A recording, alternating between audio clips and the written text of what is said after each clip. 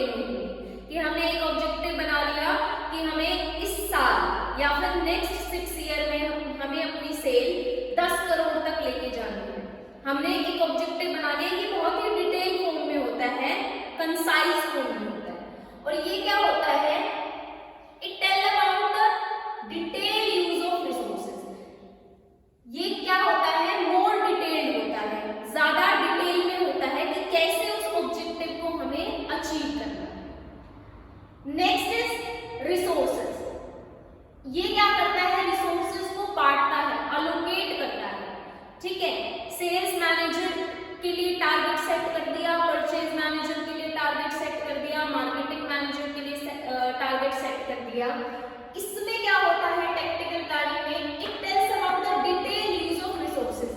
अब रिसोर्सेज को यूज कैसे करना है वो किसमें डिसाइड होता है, टैक्टिकल प्लानिंग में। अलोकेशन ऑफ रिसोर्सेज किसमें किया जाता है, स्ट्रैटेजिक प्लानिंग में। और डिटेल यूज की रिसोर्सेज को हमें कैसे यूज करना है वो किसमें किया जाता है, टैक्टिकल प्लानिंग में। नेक्स्ट पॉइंट है level of formulation. Strategic planning को कौन बनाते हैं, टॉप लेवल मैनेजर बनाते हैं। जो लॉन्ग टर्म ऑब्जेक्टिव है ऑर्गेनाइजेशन के वो कौन डिसाइड करता है, जो टॉप लेवल के मैनेजर्स हैं, सीईओ है, चीफ एग्जीक्यूटिव है, डायरेक्टर है कंपनी का। एंड जो टैक्टिकल प्लानिंग कौन करता है, जो लोअर लेवल के मैनेजर्स हैं वो टैक्टिकल प्लानिंग भी कर सकते हैं। इसमें डिपार्टमेंटल मैनेजर भी हम ऐड कर सकते हैं टैक्टिकल प्लानिंग में। डिपार्टमेंटल मैनेजर भी can also add in tactical planning. Next is environment. Environment दो एनवायरनमेंट होते हैं बिजनेस के, एक्सटर्नल भी एंड इंटरनल भी। बिजनेस इंटरनली भी इफेक्ट होता है, एक्सटर्नली भी, एक्सटर्नल जो फैक्टर्स हैं उससे भी इफेक्ट होता है। जब भी स्ट्रैटेजिक प्लानिंग की जाती है तो एक्सटर्नल एनवायरनमेंट को ध्यान में रखते हुए स्ट्रैटेजिक प्लानिंग बनाई जाती है।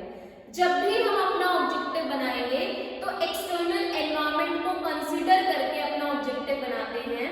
कौन कौन से ऐसे फैक्टर्स हैं जो एक्सटर्नल एनवायरनमेंट में आते हैं, it can be sociological factor, it can be psychological factor, it can be economic factor, it can be political factor. और ये हमेशा टैक्टिकल प्लानिंग इंटरनल एनवायरनमेंट को ध्यान में रखते हुए की जाती है। इंटरनल एनवायरनमेंट में कौन आ गए, मैनेजर्स आ गए, एम्प्लॉइज आ गए एंड कस्टमर्स भी आ गए। Next is importance.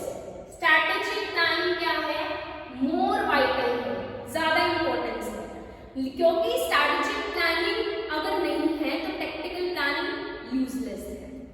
Tactical planning less vital है क्योंकि चाहे जो लोअर लेवल का मैनेजर है कितना ही एफिशिएंट हो, कितना ही हार्डवर्किंग हो, अगर उसको ऑब्जेक्टिव ही क्लियर नहीं होगा तो जो प्लानिंग जो लोअर लेवल मैनेजर करेगा, जो भी टेक्निकल प्लानिंग करेगा वो क्या होगी, यूजलेस होगी। So it is less vital than strategic planning. एक एग्जांपल नेक्स्ट दिया हुआ एग्जांपल, स्ट्रैटेजिक प्लानिंग का क्या एग्जांपल हो सकता है, कोई भी हमने नया डिस्ट्रीब्यूशन सिस्टम सेटअप कर लिया अपने ऑर्गेनाइजेशन में, या फिर हमने नेक्स्ट 6 ईयर का सेल टारगेट बना लिया। एंड टैक्टिकल प्लानिंग में क्या हो सकता है हमारा कि हमने प्रोडक्शन प्लानिंग कर ली, मंथ की कर ली या फिर वीक की कर ली या फिर हाफ ईयर की हमने एक प्रोडक्शन प्लानिंग कर ली। So these are the basic difference between strategic planning and tactical planning. Hope